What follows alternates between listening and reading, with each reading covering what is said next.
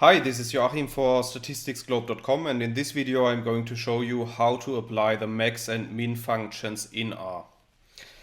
So I'm going to show you two examples, and in the first example I'm going to use this example data. So if you run this line of code, you can see that at the top right of our RStudio the value x1 appears, and we can also have a look at the data.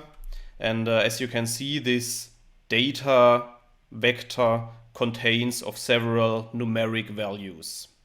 Now, if we want to know the maximum and the minimum of this numeric vector, then we can simply apply the max and min functions as follows. So if you run this line of code, then you can see that here in the RStudio console the value 20 is returned. And if you run this line of code, you can see that the value -50 is returned.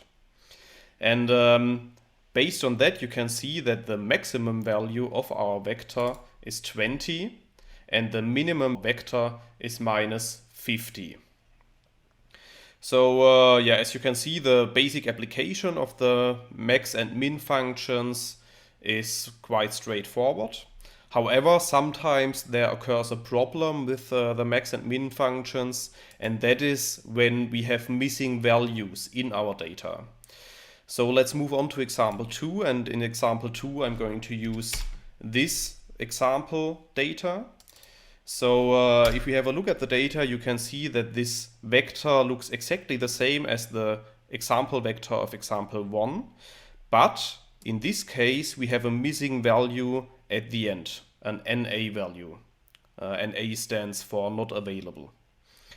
So if we now apply the max function as we did before, you can see that the RStudio console returns the value NA.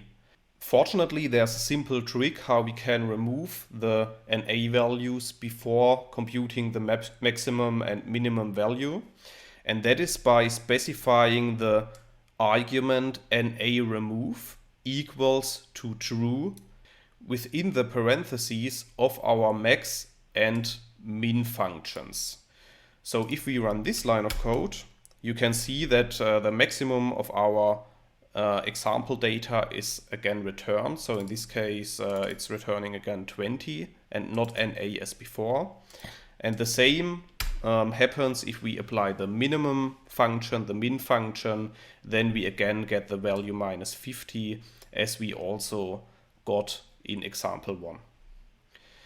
Yeah, so that's it for this tutorial. However, if you want to learn more about the max and min functions, I can recommend to have a look at my website, statisticsglobe.com, because on the website I have recently published a tutorial on the max and min functions. And in this tutorial I'm showing more examples for the application of the two functions in more complex situations. I will put a link to the tutorial in the description of this video. And then if you want to learn more about R in general, you could also have a look at my YouTube channel. And of course, I would be happy if you subscribe to the channel so that you don't miss out on future tutorials. Yeah, so that's it for today. Thank you very much for listening and see you next time. Bye bye.